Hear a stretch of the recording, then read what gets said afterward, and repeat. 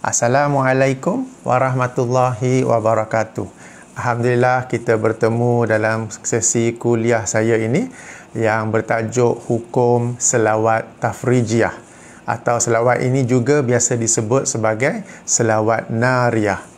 Okey, sebelum saya bermula ingin saya bagi sedikit latar belakang kenapa saya nak buat video ni. Ya, kira-kira sebulan yang lepas saya ada menulis di Facebook saya tentang kesalahan amalan selawat tafrijiyah ini. Saya ada menulis tentangnya. Okey, sebab saya dapati ada orang-orang yang apabila mereka mendapat kelebihan rezeki daripada Allah, dipermudahkan ulusannya, mereka berkata disebabkan selawat ni aku dapat ni, disebabkan selawat ni aku dapat murah rezeki. Lalu saya menulis tentang kesalahannya. Okey. Dan setelah saya menulisnya tu, ramai yang tidak berpuas hati sebab saya baru tahu sebenarnya ramai yang mengamalkan selawat ni. Okey, daripada sebahagian agamawan kepadalah orang-orang awam, kepadalah anak-anak, di mana mereka menjadikan selawat ini nyanyian untuk anak-anak mereka. Ya, dan kemudian ada pula 2-3 orang ustaz yang menerangkan bahawa selawat ini sebenarnya tidak salah, ianya betul dari sudut bahasa Arab, dari sudut ilmu bahasa Arab. Okey. Penjelasan mereka tu saya telah pun jawab. Saya telah pun jawab bahawa penjelasan mereka itu, kaedah bahasa Arab yang mereka jelaskan itu sebenarnya tidak boleh diguna pakai dalam selawat ini. Okey.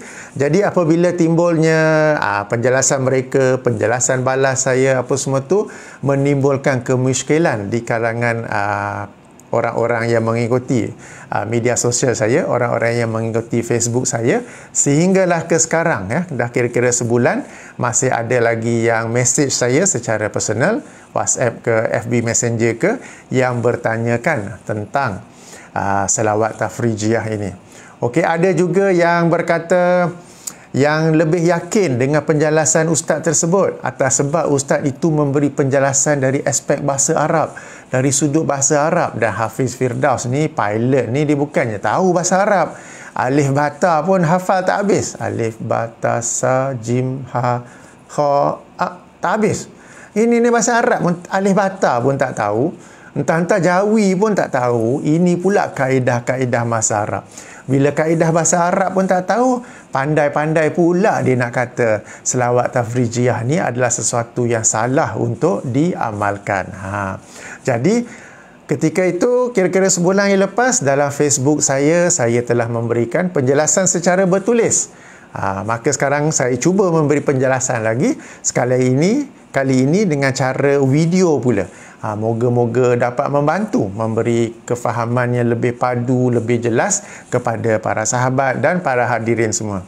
Dan untuk menjelaskan kesalahan bahasa Arab yang mereka canang-canangkan itu, saya bawa 2 objek untuk membantu kefahaman semua orang.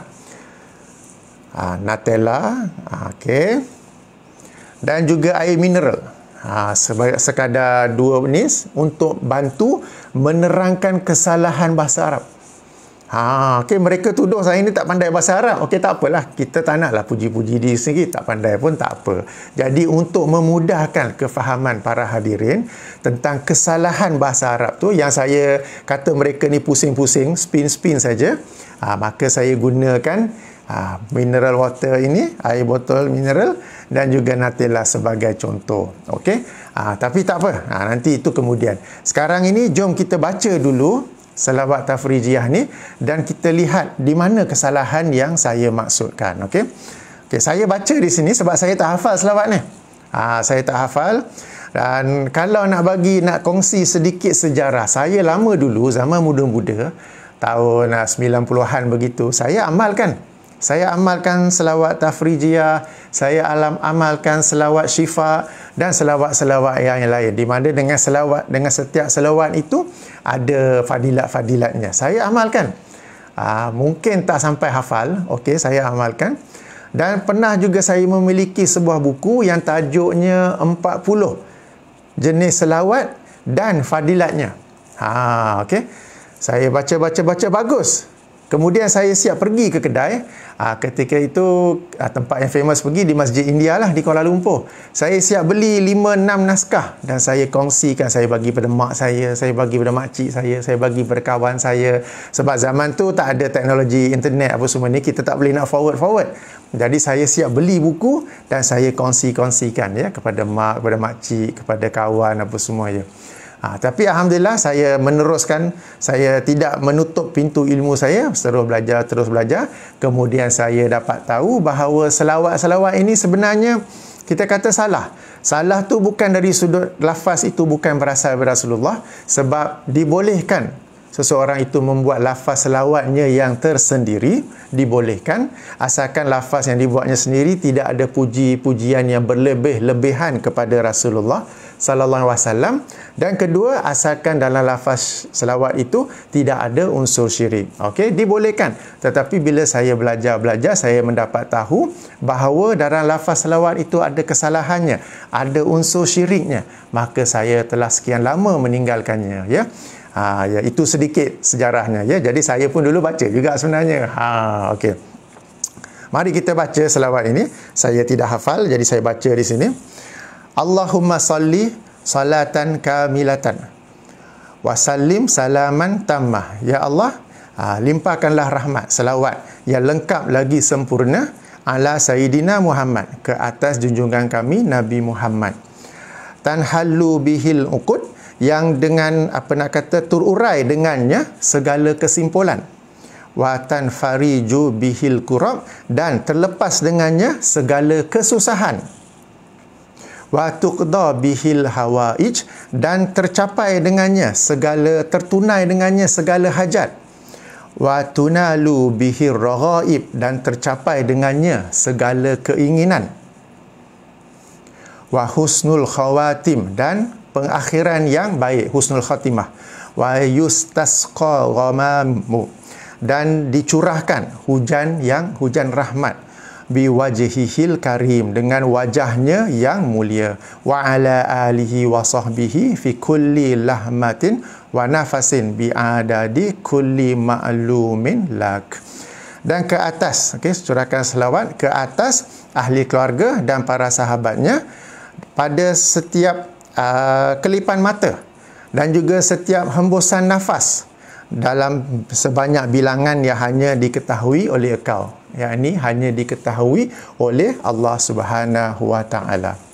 Okey, mari kita semak maksud. Mari kita semak maksud selawat ini ya.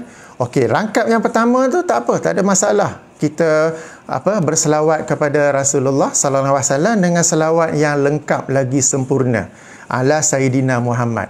Tentang tambahan Sayyidina tu sudah ada banyak perbincangan sebelum ini, maka saya tidak akan sentuh tentangnya. Apa yang datang selepas itu, itulah yang menjadi perhatian. Okay? Yang ini apabila kita baca dalam selawat itu, tanhallu bihil uqad, terurai dengannya segala kesimpulan. Bihi tu, dengannya tu, dengan Muhammad. Bihi, hi tu kembali kepada Muhammad. Maknanya kita baca tu, kita berkata dengan Muhammad sallallahu alaihi wasallam ini terurailah segala kesimpulan. Wa tanfariju bihil kurab, dan dengannya, dengan Muhammad ini terlepaslah segala kesusahan. Dengan Muhammad ini tertunailah, tercapailah segala hajat. Dengan Muhammad ini, tercapailah segala keinginan, dan seterusnya dan seterusnya. Okey, di sini perkataan bihi itu dengannya, di sini terletak masalah dalam selawat ini. Sebab apabila kita kata dengannya, sebelum tu saya stop sekejap. Sebelum saya buat kuliah ini, saya cuba semak dalam beberapa laman web di Malaysia dalam bahasa Melayu tentang selawat tafrijiyah ni, dan saya baca terjemahannya. Bila saya baca terjemahannya, saya dapati perkataan bihi ni tak ada pun yang berani nak terjemah secara betul. Mereka cuba mengelat, pusing kot lain. Dengan berkatnya lah, dengan rahmatnya lah, dengan itu, dengan ini. Tidak ada tahu. Seolah-olah yang menterjemah itu pun tahu kalau bihi dengannya ni salah ni. Sebab bihi ni dengan Muhammad. Dan kita sebagai Muslim yang mentauhidkan Allah, kita tahu hanya Allah Subhanahu Wa Taala yang boleh merungkaikan segala kesimpulan, segala masalah dalam kehidupan kita. bahawa hanya Allah SWT yang boleh melepaskan kita daripada segala kesusahan. Kita berusaha, tapi hasilnya tu kalau betul-betul tercapai, terurai segala kesimpulan, segala kesusahan, itu ialah dengan Allah Subhanahu Wa Taala. Maka kalau kita hendak berdoa, kita minta daripada Allah, bukan daripada Muhammad sallallahu alaihi wasallam.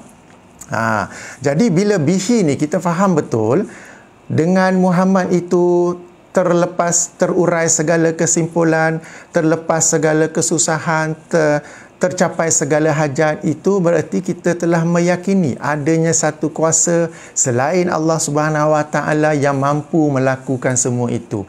Dan sinilah berlakunya wujudnya unsur syirik di dalam selawat ini. Di sini inilah wujudnya unsur syirik dalam selawat ini. Okey. Dan perkara ini saya jelaskan juga dalam tulisan awal saya itu. Lalu orang tertanya-tanya, pandai pula pilot seorang ni bagi fatwa. Pandai pula dia nak mensyirikkan selawat ni. Padahal begitu banyak tok-tok guru, ulama-ulama yang mengamalkannya. Okey. Sebenarnya ini bukan fatwa saya seorang. Bukan saya yang pandai-pandai. Okey. Kalau kita rujuk kepada satu laman web yang sangat famous satu dunia. Okey. Islam Q&A. Islam Q&A. Dia dalam bahasa Inggeris, bahasa Arab, dalam bahasa Indonesia pun ada, tapi tidak penuh lah, tidak semuanya. Okay, kalau kita rujuk dalam website Islam Q&A dan kita search atas nama selawat Nariyah, sebab selawat Tafrijiyah ini nama lain dia ialah selawat Nariyah. Kita search di situ. Okay, ahli panel dalam fatwa Islam Q&A itu, mereka juga menjelaskan bahawa selawat ini ialah syirik. Jadi sekali lagi saya ulangi, ini bukanlah pandangan peribadi saya, bukanlah saya ni pandai-pandai menjadi mufti seorang diri ke apa ke. Ada rujukan-rujukan, tapi saya bagi rujukan Islam Q&A ni kenapa? Sebab ini satu laman web yang menjadi rujukan seluruh umat Islam dalam bahasa Inggeris yang sangat mudah. Orang yang bertanya, macam yang bertanya hukum selawat Nariyah tu pun seorang daripada India. Okey, daripada India, dan mereka telah menjelaskan bahawa selawat ini adalah syirik.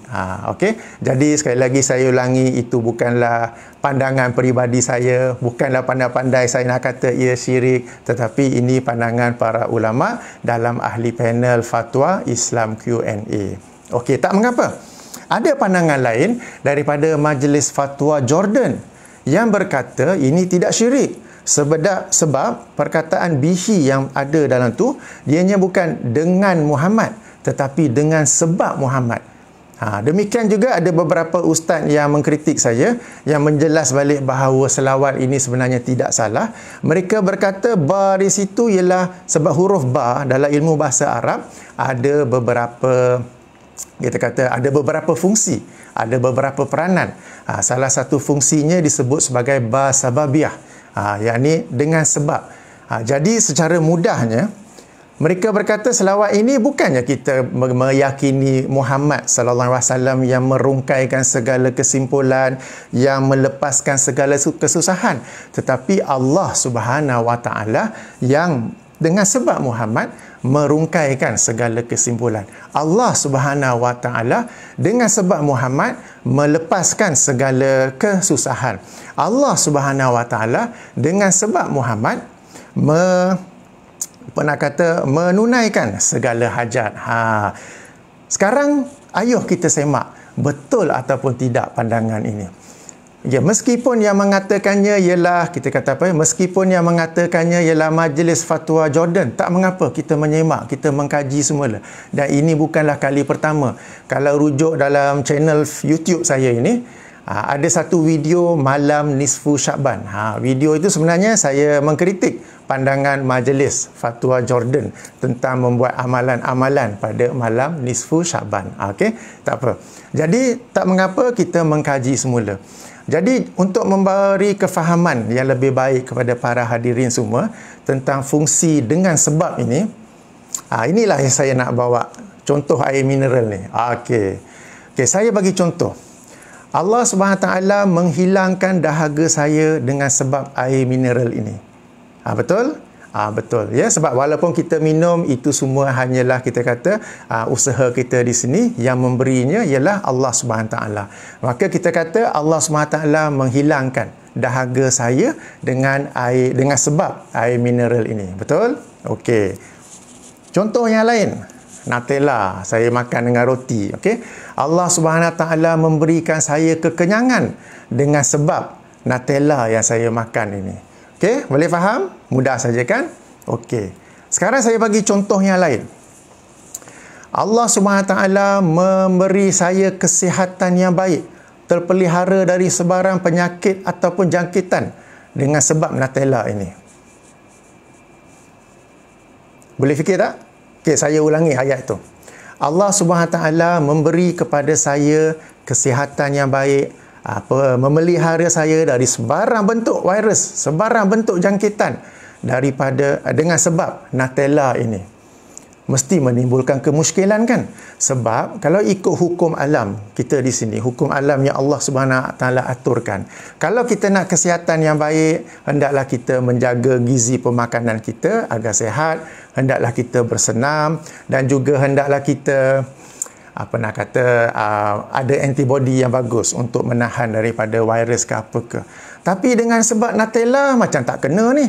Nutella ni pula kalau kita baca kandungannya, for every 100 gram, bagi setiap 100 gram, kandungan gulanya 56 gram. Maknanya 56% of the content is sugar. And kita tahu sugar is bad for the health. Kalau baca ingredient dia pun, first kali dia senaraikan ialah sugar. Jadi ini sesuai, bukanlah satu pemakanan yang sihat. Makan sikit-sikit dengan roti ke apa ke tak mengapa jadi, tapi nak makan selalu kemudian meyakini pula bahawa Allah Subhanahu Wa Taala memberi saya kesihatan yang baik dengan sebab Nutella, sudah tentu ianya sesuatu yang kita kata tak betul tu. Okey, saya yakin yang ini semua setuju. Okey, alright.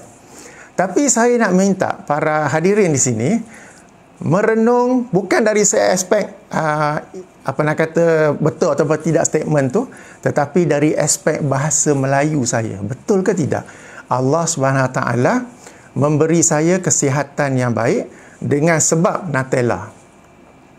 Dari sudut bahasa Melayu, ejaan, perkataan, tata bahasa, betul ke salah? Betul kan? Semuanya betul. Hanya kita kata dari sudut mempraktikkannya itu tak betul, sebab Nutella ni bukanlah benda makanan yang sihat, dan mustahil pula Allah nak bagi saya kesihatan yang baik dengan Nutella. Jadi bila kita nak guna ba sababiyah ini dengan sebab, hendaklah ia digunakan dalam konteks yang betul, dalam penggunaan yang betul. Tak boleh main tembak saja ba sababiyah tapi dalam konteks yang salah. Yang ini dalam konteks selawat tafrijiyah ini. Okey, kenapa saya berkata demikian? Okey, pertama sekali kita sama-sama tahu bahawa Rasulullah sallallahu alaihi wasallam adalah manusia biasa. Bukan sekadar kita tahu, tetapi ianya dalam Al-Quran yang biasa kita baca. Okey, dalam surah Kahfi. Okey, mari kita rujuk surah ke-18 ayat 105. Ayat 110. Okey, surah yang ke-18 ayat 110, di mana Allah Subhanahu taala berfirman, "Qul innama ana basyarum mislukum yuha ilayya annama ilahukum," dan sekiannya. Katakanlah wahai Muhammad, sesungguhnya aku ini tidak lain adalah manusia seperti mana kalian. Tapi yang bezanya ialah aku ini diwahyukan bahawa sekian-sekian sehingga ayat ini diteruskan. Jadi berdasarkan ayat ini, keyakinan kita bahawa Muhammad sallallahu alaihi wasallam adalah manusia biasa sebagaimana kita semua ni. Keistimewaan baginda ialah baginda mendapat wahyu daripada Allah SWT untuk menyampaikan risalah Islam. Bila kita sudah ada keyakinan yang betul bahawa Muhammad sallallahu alaihi wasallam ialah manusia biasa, kemudian kita nak mendakwa Muhammad ini ada keistimewaan, di mana dengan keistimewaan itu menjadi sebab Allah SWT merungkaikan masalah kita, merungkaikan kesimpulan, memenuhi hajat kita. Kita perlukan kepada dalil yang berasingan. Sebab bila kita nak mendakwa dengan sebab Muhammad inilah adanya sesuatu yang Allah SWT akan berikan kepada kita, kita mesti bawa dalil. Kalau tidak, kita telah mendakwa ke atas Rasulullah sallallahu alaihi wasallam sesuatu yang tidak benar.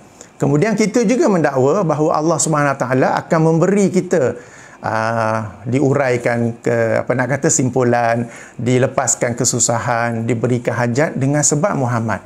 Okey, sebenarnya kalau kita mengkaji dalam Al-Quran, ada beberapa ayat lain di mana Allah SWT menceritakan dengan sebab Muhammad dia melakukan sesuatu atau dengan sebab Muhammad tidak melakukan sesuatu. Sebagai contoh, dalam surah An-Anfal ayat surah ke-8 ayat 33, Allah SWT menerangkan bahawa dengan sebab Muhammad itu dia tidak mengazab penduduk orang-orang musyrikin ketika itu, ya. Mari kita rujuk surah Al-Anfal ayat 33. A'udzubillahi minasyaitonirrajim. Wa ma kana Allahu liyu'azibahum wa anta fihim. Dan Allah tidak sekali-kali akan menyeksa mereka, menurunkan azab ke atas mereka sementara engkau wahai Muhammad ada di kalangan mereka. Jadi berdasarkan ayat ini kita boleh berkata Allah Subhanahu Wa Taala tidak mengazab kaum musyrikin tu dengan sebab Muhammad sallallahu alaihi wasallam ada di kalangan mereka. Kita boleh berkata sedemikian kenapa? Sebab ada dalilnya di sini. Saya bagi contoh lain dari aspek hidayah. Okey, mari kita rujuk surah Asy-Syu'ara. Surah Asy-Syu'ara surah ke-42 ayat nombor 52, rangkap yang terakhir di mana Allah Subhanahu taala berfirman, wa innaka la tahdi ila siratim mustaqim. Dan sesungguhnya engkau wahai Muhammad benar-benar memberi hidayah ke arah jalan yang lurus. Okay, hidayah ni kita tahu kan daripada Allah SWT. Maka berdasarkan ayat ini kita boleh berkata Allah SWT memberi hidayah dengan sebab Muhammad kepada umat Islam pada zamannya ke arah jalan yang lurus. Demikian juga kalau seseorang itu berkata Allah Subhanahu Taala memberi aku kefahaman yang lebih baik terhadap Al-Quran dengan sebab hadis-hadis Rasulullah sallallahu alaihi wasallam, boleh. Sebab dalam surah An-Nahl surah ke-16 ayat 44 ayat 64 diterangkan bahawa salah satu peranan Rasulullah sallallahu alaihi wasallam ialah menjelaskan Al-Quran. Maka Allah SWT memberi kita kefahaman terhadap Al-Quran dengan sebab hadis-hadis Rasulullah yang menjelaskan ayat-ayat tersebut, ya. Yang ini kita tahu kalau kita baca surah, kita baca tafsir Ibnu Katsir misalnya, ya, ada hampir bagi setiap ayat itu Imam Ibnu Katsir menyertakan hadis-hadis Nabi yang menerangkan tentang ayat-ayat tersebut. Okey, ini beberapa contoh di mana kita boleh berkata dengan sebab Muhammad Allah SWT melakukan satu perkara, dengan sebab Muhammad Allah SWT tidak melakukan satu perkara. Namun apabila kita hendak berkata dengan sebab Muhammad Allah SWT merungkaikan kesimpulan, bolehkah? Apa dalilnya? Apa hujahnya?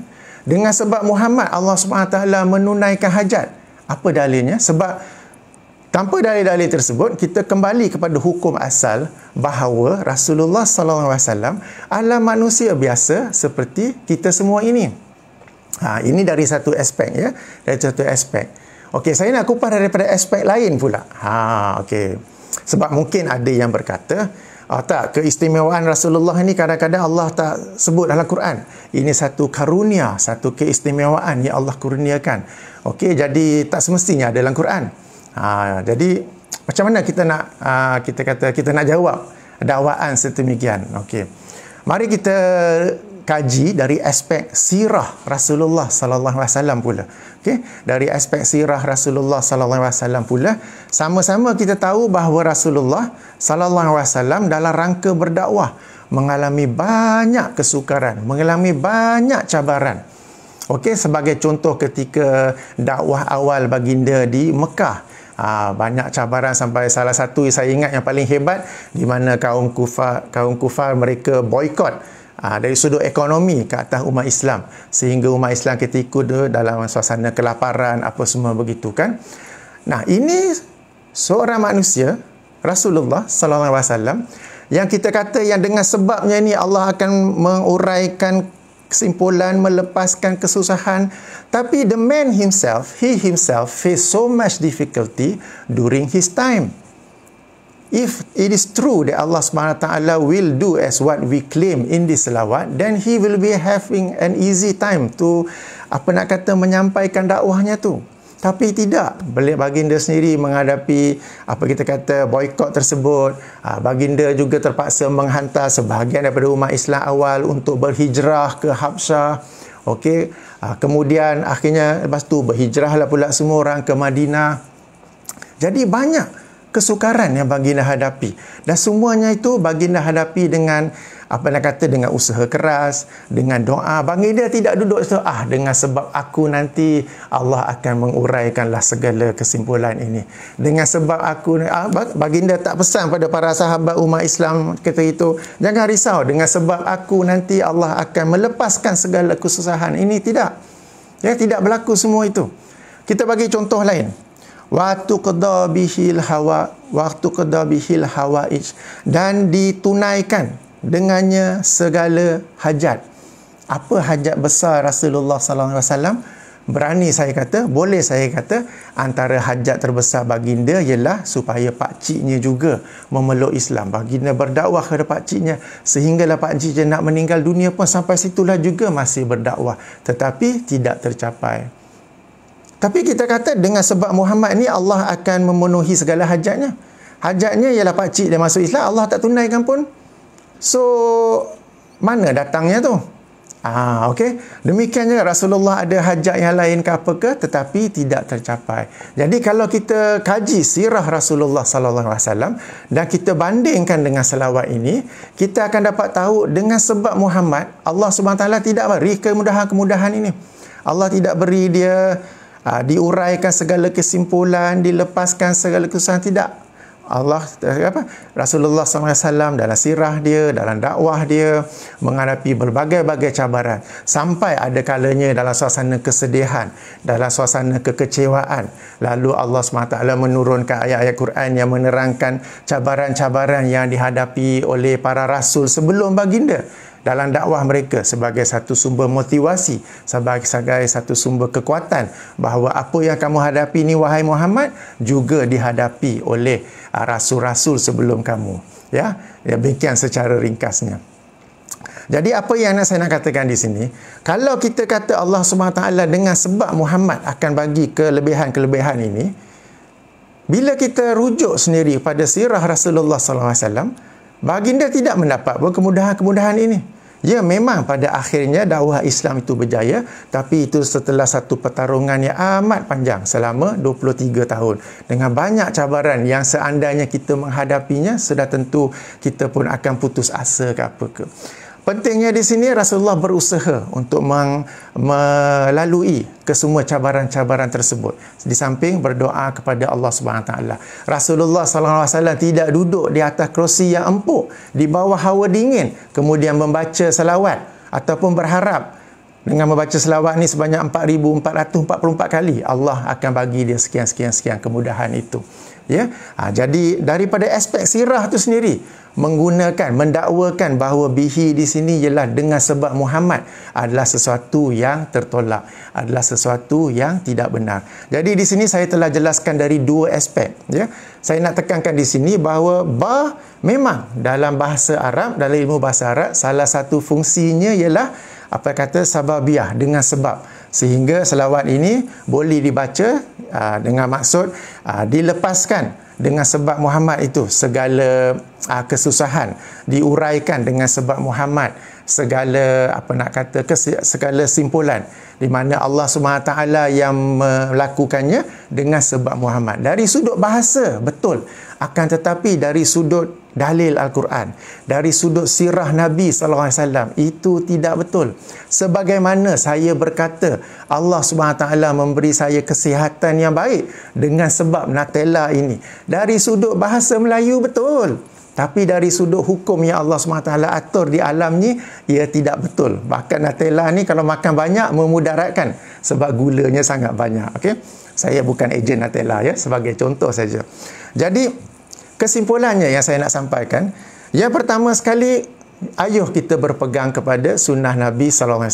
Saya dulu amalkan selawat tafrijiyah ini. Kemudian saya belajar bahawa yang Rasulullah SAW ajar bila kita hendak berdoa, bila kita ada hajat, bila kita masalah, kita berdoa kepada Allah dan mulakan doa itu dengan memuji Allah, alhamdulillahirabbil alamin, dan berselawat dengan biasa kepada Rasulullah, Allahumma shalli ala Muhammad wa ala ali Muhammad, kemudian berdoalah secara biasa. Ataupun Rasulullah mengajar kita bahawa tempat terbaik untuk berdoa, salah satu tempat terbaik untuk berdoa di dalam solat ialah ketika rakaat terakhir, membaca tasyahud terakhir, just before memberi salam. Sebab dalam at-tahiyat itu kita memuji-muji Allah, kita berselawat kepada Rasulullah dengan selawat yang terbaik, dan di situ kita berdoa. Okey, hadis-hadisnya ada dalam buku saya, soal jawab adab-adab berdoa. Okey, marilah kita berpegang kepada sunnah Rasulullah sallallahu alaihi wasallam. Kalau tak percaya pun, bukan pandangan saya, dengan pandangan ahli panel, majlis fatwa dalam Islam Q&A, ataupun dalam mana-mana rujukan yang lain. Tetapi bukankah kita ini apabila berhadapan dengan sesuatu yang sama-sama begini, lebih baik kita tinggalkan salah satu hadis Nabi sallallahu alaihi wasallam yang merupakan juga salah satu hadis 40 yang dihimpun oleh Imam Nawawi. Baginda bersabda yang maksudnya yang haram itu jelas, yang halal itu jelas, dan di antaranya ada perkara yang sama-samar. Sesiapa yang meninggalkan perkara yang sama-samar tersebut, maka dia telah memelihara agamanya dan telah memelihara maruahnya. Sesiapa yang menjerumuskan dirinya dalam perkara sama-samar tersebut, maka dia telah menjerumuskan dirinya ke dalam sesuatu yang haram. Ya, lebih kurang begitu sabda Nabi sallallahu alaihi wasallam. Jadi kalau pun masih muskil, ini kata, bukan saya kata, Islam Q&A kata syirik, Majlis Fatwa Jordan kata tak syirik, boleh dengan sebab. Okey, kita sama-sama, kita tak yakin, tak apa, tinggalkannya, amalkanlah yang sahih, yang confirm daripada sunnah Rasulullah sallallahu alaihi wasallam. Yang ketiga penting, jangan tertipu dengan bahasa Arab. Bahasa Arab itu memang ada ilmunya, memang satu bahasa yang tinggi, akan tetapi jangan anda membiarkan diri anda ditipu oleh orang-orang yang ada ilmu dalam bahasa Arab, tetapi dia spin ilmu itu untuk manfaat dirinya sendiri. Saya sendiri belajar bahasa Arab. Kenapa? Pertama, sebab saya nak baca kitab-kitab turas. Nombor dua, sebab saya tidak mahu ditipu oleh orang-orang yang ada ilmu bahasa Arab, tetapi kemudian dia spin ikut apa yang dia kehendaki. Ini kita kena perhatikan, ya. Sebab ada orang Allah kurniakan ilmu dan dia pegang amanah itu dan dia sampaikannya secara betul. Ada orang Allah bagi dia amanah ilmu, lalu dia khianat dan dia pusing ilmu itu mengikut apa yang dia kehendaki. Memang pada awalnya kita dengar orang cerita, bar sababiyah, kita dengar, ini high level ni, ini makam tinggi ni, out of my level, mesti betul. Captain tu apa tadi? Alih bata pun tak habis. Apa nak kata lagi, Jawi pun tak boleh. Tak kita Arab lagilah tak boleh. Lalu kita pun terpengaruh. Sebab apa? Dia explain dari sudut bahasa Arab. Kita pun rasa teruja, rasa hebat. Begitu. Jadi, bahasa Arab yang dia explain tu betul macam saya kata. Tetapi pengamalannya dalam konteks selawat tafrijiyah ini adalah tidak betul. Ya. Dan, okey, ada satu soalan lain. Habis tu yang ramai-ramai duk amalkan tu, habislah tu, syiriklah, musyriklah mereka tu.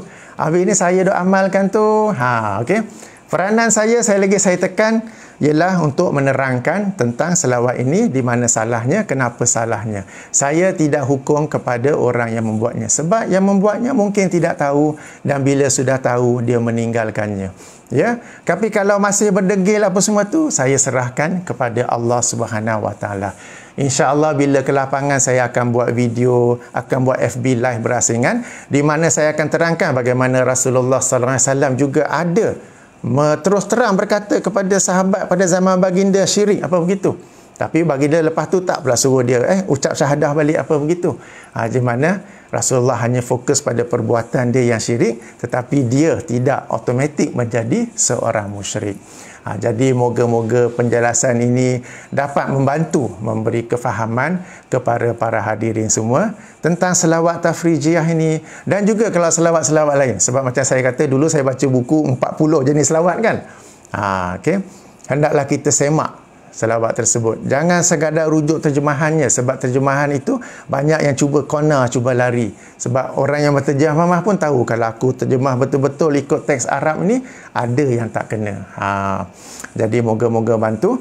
Saya tutup dengan tasbih kafarah. Subhanakallahumma wa bihamdika asyhadu an la ilaha illa anta astaghfiruka wa atubu ilaik. Assalamualaikum warahmatullahi wabarakatuh.